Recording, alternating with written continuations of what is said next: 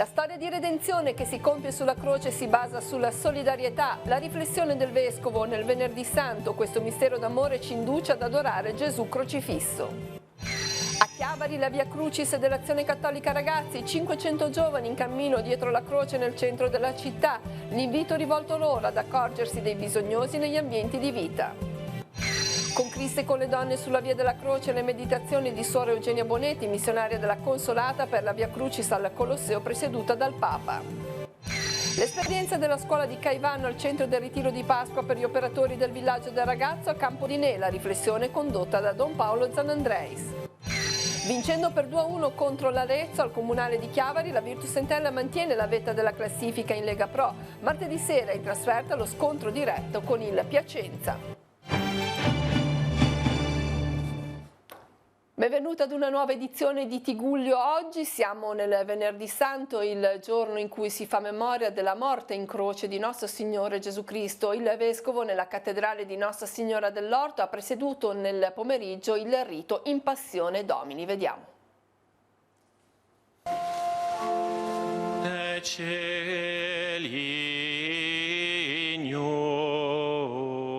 La storia di redenzione che si compie con la passione morte in croce di Gesù si basa sulla solidarietà. Il primo spunto di riflessione pronunciato da Monsignor Tanasini durante il rito in Passione Domini presieduto in cattedrale a Chiavari è proprio questo. Nel nostro mondo profondamente individualista, Gesù si fa solidale con noi, non solo assumendo la condizione umana, ma addossandosi le nostre colpe. Un mistero d'amore che nel rito del Venerdì Santo ci porta ad adorarlo sulla croce. Nel racconto della passione dell'evangelista Giovanni, tuttavia, sono contenuti alcuni elementi sui quali gli altri evangelisti non si sono soffermati, che ci fanno meglio cogliere l'evento. Il primo, ha spiegato il Vescovo, riguarda tutta la narrazione. Per Giovanni la croce è innalzamento, non solo perché viene innalzata tra il cielo e la terra. Gesù, in tutto il racconto, prende in mano la sua vicenda e la guida da Signore. Così, nei Getsemani, nel Sinedrio, dinanzi a Pilato, Gesù è Signore della sua morte per essere Signore della vita ripresa, il risorto. Altri particolari, ha spiegato Monsignor Tanasini, riportano l'evento ecclesiale. La tunica, giocata ai dadi, è tessuta con un solo gesto, senza cuciture, che non va strappata. Così è la Chiesa, ha detto il Vescovo, che deve essere una, non divisa da discussioni, diatribe e conflitti. Il secondo particolare che solo Giovanni racconta è il dialogo con Maria che sta sotto la croce. In questo evento noi siamo chiamati a vedere la Chiesa che si comincia a costituire come comunità. Maria, le altre donne, Giovanni che stanno sotto la croce sono la Chiesa che nasce dalla croce e nasce dal fatto che ognuno si deve prendere cura dell'altro. Il terzo particolare è il colpo di lancia che squarcia il costato dal quale escono sangue ed acqua. Parlandoci della piaga del costato, ha concluso il Vescovo, ci parla della Chiesa mistica, quella che è sacramentale, che nasce dai gesti che Gesù ha compiuto e che ci ha lasciato. I due aspetti, quello visibile e quello invisibile.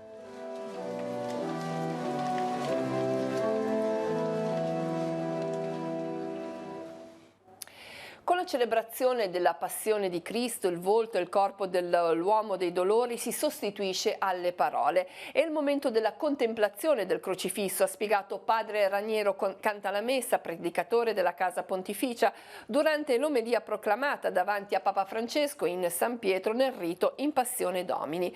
Oggi, ha spiegato Cantalamessa, vogliamo contemplare il crocifisso proprio in questa veste, come il prototipo e il rappresentante di tutti i reietti, i diseredati, gli scartati della terra, quelli davanti ai quali si volta la faccia dall'altra parte per non vedere.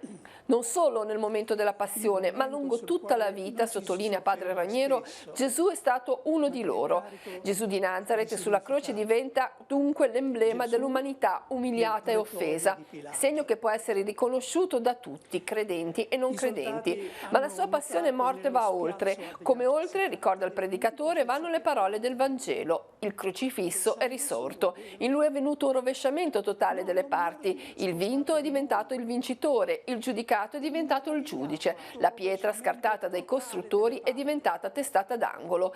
La croce di Gesù parla anche ai forti, a quelli, dice Cantalamessa, che si sentono tranquilli nel loro ruolo di vincenti. È un messaggio come sempre d'amore, di salvezza, non di odio e di vendetta. Ricorda loro che alla fine sono legati allo stesso destino di tutti, che deboli e potenti, inermi e tiranni, tutti sono sottoposti alla stessa legge, agli stessi limiti umani. La morte, come la spada di Damocle, pende sul capo di ognuno, appesa ad un crine di cavallo, mette in guardia dal male peggiore per l'uomo, che è l'illusione di onnipotenza. Tra i riti del Venerdì Santo anche la Via Crucis. Questa mattina a Chiavari si è svolta la Via Crucis organizzata dai ragazzi di Azione Cattolica, partiti dalla chiesa di San Giovanni Battista. Circa 500 giovani hanno attraversato in preghiera il centro della città. Da parte del Vescovo l'invito ad accorgersi sempre di chi ha bisogno nei nostri ambienti di vita. Sentiamo. Sono stati oltre 500 i partecipanti da tutte le parrocchie del nostro territorio, appuntamento che quest'oggi si è vissuto nella città di Chiavari con diverse tappe in più punti della città. I poveri, gli esclusi, gli emarginati, le pietre di scarto del giorno di oggi sono stati i protagonisti del cammino fatto dietro la croce. Insieme a me lo vedete Mattia Perrone, membro dell'equipe ACR dell'Azione Cattolica. Che sottolineatura avete voluto dare quest'anno? Ma diciamo che è un pochino una linea che continua già dalla Festa della Pace, di volerci rivolgere un pochino agli esclusi, a quelli che subiscono una giustizia non giusta, potremmo dire. E abbiamo invece voluto sottolineare che la giustizia di Gesù è quella che guarda alla persona e non all'errore di quella persona. E partendo poi da una citazione che ci eravamo detti tra noi di Don Tonino Bello dei Dropout, abbiamo pensato a chi potessero essere questi dropout, questi esclusi oggi nel 2019, e ci sono venute in mente alcune categorie che oggi sono ritenute escluse, appunto. Quindi lo straniero, il povero, il carcerato e comunque queste persone qua. Il cammino dietro la croce di quest'anno è stato preceduto da un cammino che avete fatto come piccola comunità dell'Azione Cattolica dei Ragazzi nel preparare questo itinerario. Personalmente che cosa ti ha restituito questa esperienza? Mi ha restituito comunque la bellezza di vedere tante persone che beneficiano di un lavoro fatto insieme ad altre persone che si sono confrontate, si sono dette innanzitutto cos'è per loro la giustizia e hanno cercato poi di comunicarlo agli altri. In conclusione, da parte del Vescovo diocesano Alberto Tanasini, l'invito a sconfiggere ogni forma di violenza e di cattiveria che può attraversare gli ambienti dei più piccoli, dalla scuola al mondo dello sport, un invito davvero a non escludere nessuno e ad essere strumenti e operatori di pace negli ambienti della vita quotidiana. Allora ragazzi, io vi chiedo, oggi qui davanti a Gesù, vogliamo dire no al bullismo, alla violenza del bullismo? Lo vogliamo dire insieme? No. No. No a questa violenza. Con il cuore che si apre. D'accordo? E questa sera a Chiavari si rinnoverà il rito della Via Crucis cittadina con partenza alle ore 21 dalla Chiesa delle Saline. La celebrazione toccherà Piazza Torriglia, la Chiesa dei Frati Cappuccini di Viale Tappani, Viale Arate, e si concluderà in cattedrale dove sarà proposta la riflessione del Vescovo. Con Cristo e con le donne sulla Via della Croce è il tema che verrà approfondito nella Via Crucis al Colosseo presieduta da Papa Francesco. Le riflessioni sono state pensate da Suor Eugenia Bonetti, missionaria della Consolata. Questa sera Papa Francesco presiederà la liturgia. Nelle 14 stazioni le vittime della tratta, i minori mercificati, le donne costrette alla prostituzione, i migranti saranno al centro e al cuore di questa preghiera. Sentiamo. Una delle cose che mi ha fatto riflettere tanto sono state la visione di quelle 26 bare allineate per il funerale di queste 26 ragazzine che sono morte in mare, pensando alla sofferenza delle loro mamme. Ragazzine che speravano in un futuro, in una vita migliore per loro e le loro famiglie, perché volevano aiutare le loro famiglie, hanno trovato la morte. E se non trovano la morte in mare, molte di loro trovano la morte sulle strade, perché siamo tutte responsabili di queste morti e dobbiamo tutti renderne conto. Ecco perché, sentendoci responsabili, abbiamo bisogno di chiedere perdono. E così per tante altre vittime di sfruttamento, di sopruso, di umiliazione, ecco al Colosseo avere il coraggio ancora di chiedere perdono. Il rito della Via Crucis al Colosseo, presieduto da Papa Francesco, sarà proposto su Telepace 1 alle ore 21:10. Ora facciamo un passo indietro al Giovedì Santo, il momento in cui, a conclusione del rito in Cena Domini, l'Eucaristia viene deposta negli altari della Reposizione allestiti nelle varie comunità parrocchiali. Ancora una volta si è rinnovata la testimonianza di fede racchiusa nella preparazione e nell'allestimento di questi altari. Giovedì, dopo la messa in Cena Domini, nella chiesa il pane eucaristico è stato riposto in quelli che comunemente vengono chiamati sepolcri. Tra gli addobbi tipici, i fiori bianchi, i vasi con i semi di grano germogliato al buio che simboleggiano il passaggio dalle tenebre alla morte di Gesù alla resurrezione. La reposizione dell'Eucaristia in questi altari è un modo per invitare i fedeli all'adorazione nella notte tra giovedì e venerdì, in ricordo dell'istituzione di questo sacramento e nella meditazione delle sofferenze e della passione di Cristo. Ciascuna comunità parrocchiale ancora una volta ha voluto esprimerlo nelle forme più diverse, dopo quelle tradizionali con l'arca dorata nella quale è stata racchiusa l'Eucaristia, a quelli nei quali il corpo di Cristo è stato racchiuso in tabernacoli molto particolari. Molte le persone che nella serata di ieri si sono recate agli altari della Reposizione per un momento di preghiera e di fede, proseguito anche nella giornata del Venerdì Santo. Domani sarà giornata aliturgica, sabato santo, non ci saranno celebrazioni nelle parrocchie in attesa della grande veglia pasquale. Sarà possibile tuttavia celebrare il sacramento della riconciliazione. Domani sera alle 21 seguiremo in diretta su Telepace 1 la veglia di resurrezione presieduta dal nostro vescovo Monsignor Alberto Tanasini nella cattedrale di Nostra Signora dell'Orto a Chiavari.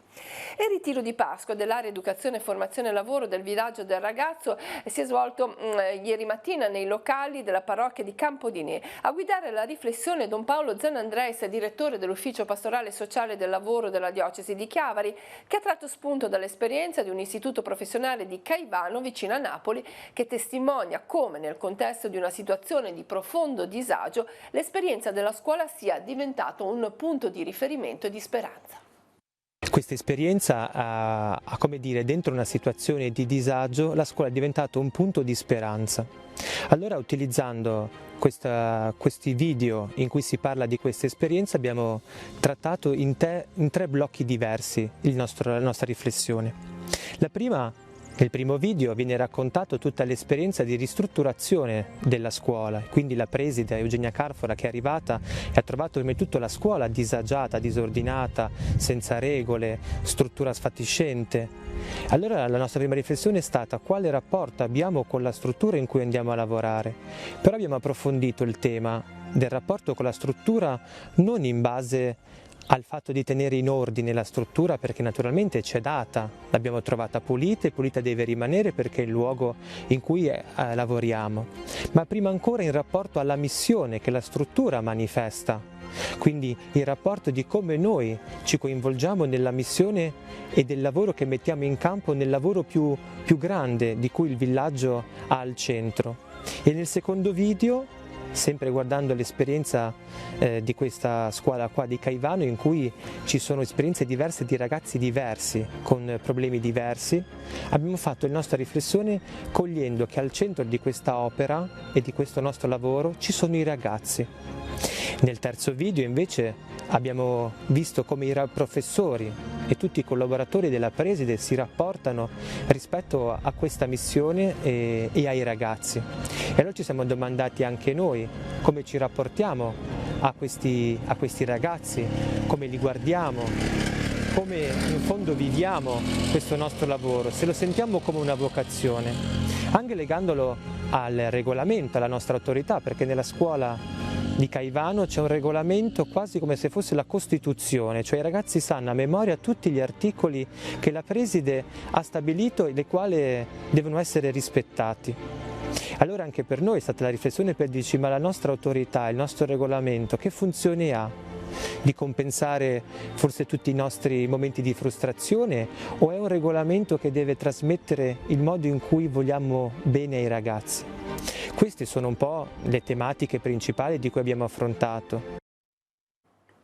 Veniamo ora alle notizie di cronaca. 6 squadre dei Vigili del Fuoco hanno operato in 3 distinti incendi in appartamenti avvenuti nel primo pomeriggio di quest'oggi a Genova, uno in via Donaver, dove i pompieri durante le operazioni di spegnimento avrebbero rinvenuto il corpo privo di vita di un uomo. Il nucleo investigativo antincendio di Genova sta indagando sulle origini del rogo, sul posto anche le forze di polizia e i mezzi del 118. Gli altri incendi sono divampati in via Marchini e in via Santa Agnese, dove a prendere fuoco in questo caso è stata la cappa della cucina. In questa situazione le operazioni di spegnimento sono state più rapide che negli altri 2 roghi. Un 22enne straniero pregiudicato è stato arrestato a Genova con l'accusa di detenzione di stupefacenti ai fini di spaccio. Durante il servizio mirato in piazza Caricamento e zone limitrofe, il giovane è stato scorto dagli agenti della Polizia di Stato di Genova mentre confabulava con fare sospetto con alcune persone. Sottoposto a controllo è stato trovato in possesso di circa 220 grammi di marijuana elaborata sinteticamente per aumentarne il principio attivo. Nel corso dello stesso servizio gli agenti della squadra mobile hanno bloccato un 19enne straniero che aveva appena ceduto una dose di hashish in cambio di 15 euro e in Vico dell'Avena un 25enne sempre straniero trovato in possesso di 13 grammi di hashish già suddiviso in barrette. Entrambi denunciati, per il 19enne sono state avviate anche le pratiche di espulsione. Un 57enne di Chiavari è stato denunciato dai carabinieri per lesioni colpose a seguito di investimento. L'uomo, alla guida di un'auto lungo la statale 225 della Fontana Buona, all'altezza di Monleone di Cicagna, ha investito una donna di 61 anni procurando le lesioni guaribili in 47 giorni, secondo il referto emesso dall'ospedale di Lavagna. E un ragazzo di 19 anni, residente a Favale di Malvaro, è stato denunciato per lesioni personali e minaccia aggravata. I carabinieri hanno accertato che il giovane, all'interno di un esercizio commerciale, ha aggredito con calci e pugni un uomo di 61 anni dopo un acceso diverbio per motivi di lavoro. Per la vittima, che ha sporto denuncia, è stato necessario rivolgersi alle cure del pronto soccorso di Lavagna. Si sono conclusi gli interventi di somma urgenza relativi alla messa in sicurezza dell'Arenile e delle relative infrastrutture a Renà, a Sestri Levante. La violenta mareggiata del 29 e 30 ottobre scorsi aveva demolito la scogliera di contenimento della piazzetta Belvedere ed eroso fortemente la strada di via Vespucci, unico accesso carabile alla frazione. Si è concluso anche l'intervento di ripascimento stagionale alla foce del torrente Petronio con un apporto sull'Arenile di Renà di oltre 2500 metri cubi di sabbia con relativa sistemazione e livellamento. Gli interventi sono stati conclusi in tempo per consentire a tutte le attività commerciali della zona di riprendere la propria attività con l'inizio della stagione turistica 2019, a partire dal periodo pasquale a cui seguono i ponti del 25 aprile e del 1 maggio. I lavori di messa in sicurezza e difesa della costa e dell'abitato di Renà riprenderanno a settembre prossimo a conclusione della stagione balneare. Martedì 23 aprile alle 21 verrà acceso il falò di San Giorgio in piazzetta a Portofino. Le fiaccole saranno portate dai bambini del paese. In questi giorni è stata già disposta la penolla che troneggia sul falò, issata in piazza Martiri dell'Olivetta dallo stesso sindaco Via Cava. Come ogni anno, la penolla, secondo tradizione, dovrà cadere verso il mare. La cerimonia religiosa martedì avrà inizio alle ore 18 con la Santa Messa, che sarà presieduta dal rettore del santuario di Montallegro, Don Gianluca Trovata, nella chiesa del Divo Martino. Terminati a Chiavari gli interventi alle condutture sotterranee in via Damiano Chiesa, che è stata riaperta parzialmente oggi pomeriggio dalle 18. È stata liberata la corsia di accesso di via Renato Orsi, permettendo così il transito veicolare in direzione via Aldo Gastaldi. Dopo le festività sono previsti sia ulteriori lavori propedeutici all'installazione di una vasca di decantazione, sia diversi interventi di pulizia dei condotti di tutta via Piacenza. Addirittura d'arrivo il nuovo piano paesaggistico regionale. È stato infatti approvato dalla Giunta regionale il documento preliminare che porterà all'approvazione dopo 30 anni del nuovo piano. Il documento comprende lo schema di piano e il rapporto preliminare per l'avvio della fase di valutazione strategica. Martedì alle 15 nella sede della Regione Liguria è convocato il tavolo tecnico di confronto sui contenuti del provvedimento legislativo relativo alle aree protette approvato in Consiglio regionale in vista dell'approvazione del piano dei parchi. All'incontro prenderanno parte anche l'assessore regionale e le associazioni ambientaliste e di categoria. Nei giorni scorsi alcuni studenti della scuola Richard Wagner Gymnasium di Germania, accompagnati dai soci dell'associazione Mangia Trekking, hanno fatto visita e sosta nelle Cinque Terre. Accolti dal direttore del Parco Nazionale, Patrizio Scarpellini, la comitiva ha toccato Manarola e Corniglia. Si è trattato di un'attività di alpinismo lento tra natura, tradizione, religione e antichi mestieri. Continua così quello scambio di cultura cominciato oltre 30 anni fa con il gemellaggio con le città di La Spezia e Bayreuth. Quest'anno il prestigioso premio San Pierdalena del Lions Club San Pierdalena è stato assegnato al sindaco di Genova Marco Bucci per l'opera meritoria che, insieme al suo staff, sta svolgendo a favore della popolazione genovese. La consegna è avvenuta nel circolo dell'autorità portuale della sezione nautica di Sestri Ponente. Vista l'impossibilità di presenziare da parte del sindaco Bucci, il premio è stato ritirato dal vice sindaco. Vediamo un'immagine.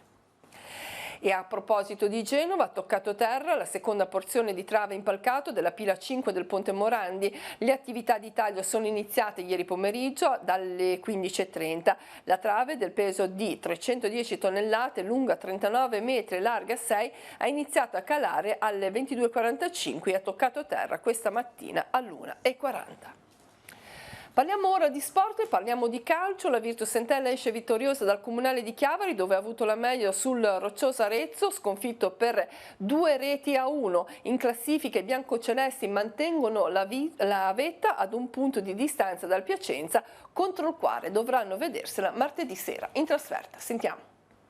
Davanti a più di 2000 spettatori l'Entella batte 2-1 l'Arezzo e si presenta in vantaggio di un punto allo scontro diretto che probabilmente deciderà il campionato di martedì prossimo al Garilli contro il Piacenza. Entella motivata ha approcciato bene la partita, sbloccando il risultato al 26esimo minuto grazie al gol di Simone Iocolano, schierato nuovamente dal mister Boscaglia dopo che nelle ultime partite era stato relegato in panchina. Nella seconda frazione i biancocelesti hanno provato a ragionare e a gestire il gol del vantaggio, ma Arezzo ha trovato il guizzo che ha portato l'1-1. Era il momento forse più difficile della stagione, con il Piacenza che aveva trovato il gol del pareggio a Lucca. L'Entella psicologicamente era a spalle al muro, ma ha trovato il gol pesantissimo della vittoria col numero 4 Francesco Belli, che ha fatto esplodere lo stadio di Via Gastaldi e ha regalato 3 punti di fondamentale importanza all'Entella. La squadra ha avuto una grande reazione, da grande squadra, da quella che non ci sta, e quindi è stata veramente brava a reagire, a procurarsi la palla